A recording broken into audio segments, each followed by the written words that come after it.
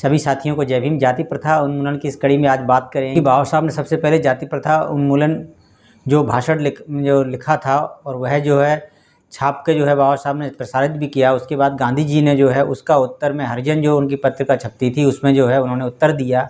उसके बाद बाबा साहब ने जब उस उत्तर को पढ़ा, 1936 की बात है, तो उसके बाद बाबा साहब ने अच्छी तरह से जो है उनके तर्कों का जो बाबा साहब ने खंडन किया और एक एक करके जो है उसका उत्तर दिया।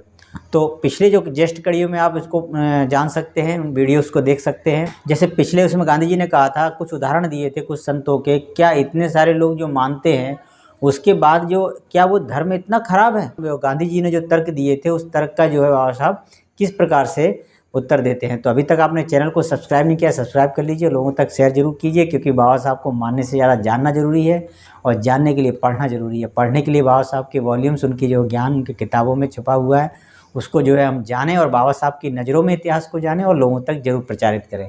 तो बाबा साहब कहते हैं, तीसरा प्रश्न महात्मा गांधी ने, यानी महात्मा शब्द से संबोधित करते हैं, उन्होंने उठाया कि चैतन्य, ज्ञानदेव, तुकाराम, तिरुवल्लुवर, रामकृष्ण परमहंस इत्यादि द्वारा ज्ञापित धर्म गुण रहित नहीं हो सकता। कि इन लोगों ने जो है इसको समझा, माना, तो कैसे जो है गुण रहित हो गया। जैसा कि मैंने बताया, और यह है कि किसी भी धर्म को सबसे खराब नमूने से नहीं बल्कि सबसे अच्छे परिणाम से परखना होगा।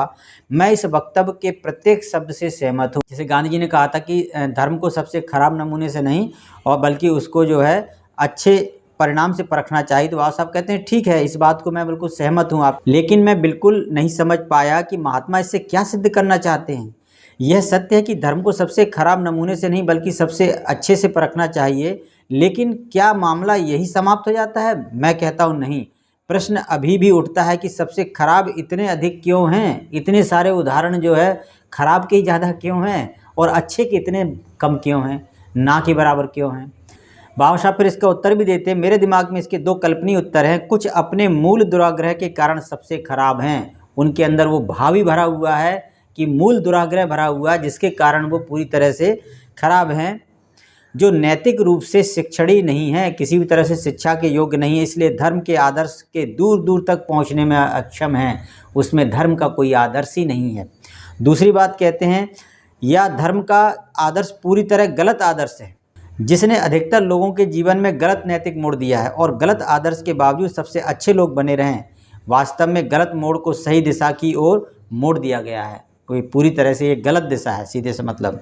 इन दो स्पष्टीकरणों में से पहले को मानने के लिए मैं तैयार नहीं हूँ और मुझे विश्वास है कि महात्मा भी इसके विपरीत जाने को जोर नहीं देंगे।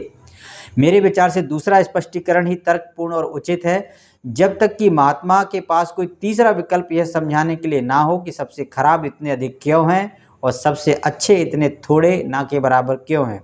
यदि दूसरा स्पष्टीकरण ही एकमात्र स्पष्टीकरण है, तब स्पष्ट रूप से महात्मा का यह कथन कि धर्म की परख उससे सबसे अच्छे मानने वालों से होती है, हमको कहीं नहीं ले जाता कि सिवाय इसके कि उन बहुत से लोगों पर दया आती है जो गलत हो गए हैं, क्योंकि वे गलत आदर्शों की पूजा करने को बाध्य हैं, क्योंकि उसी तरह का आदर्श उन्होंने अपना लिया है।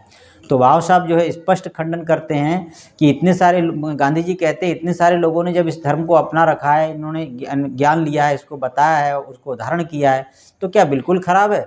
तो बाबा साहब कहते हैं नहीं, ये खराब जो है आपका ये तर्क ही गलत है, क्योंकि फिर इतने सारे जो अधिक जो है खराब उदाहरण क्यों हैं और अच्छे बिल्कुल ना के बराबर क्यों हैं? बाबा साहब कहते हैं कि एक बेहतर हिंदू मिल सकता है और बदतर मिल सकता है, लेकिन एक अच्छा हिंदू नहीं मिल सकता।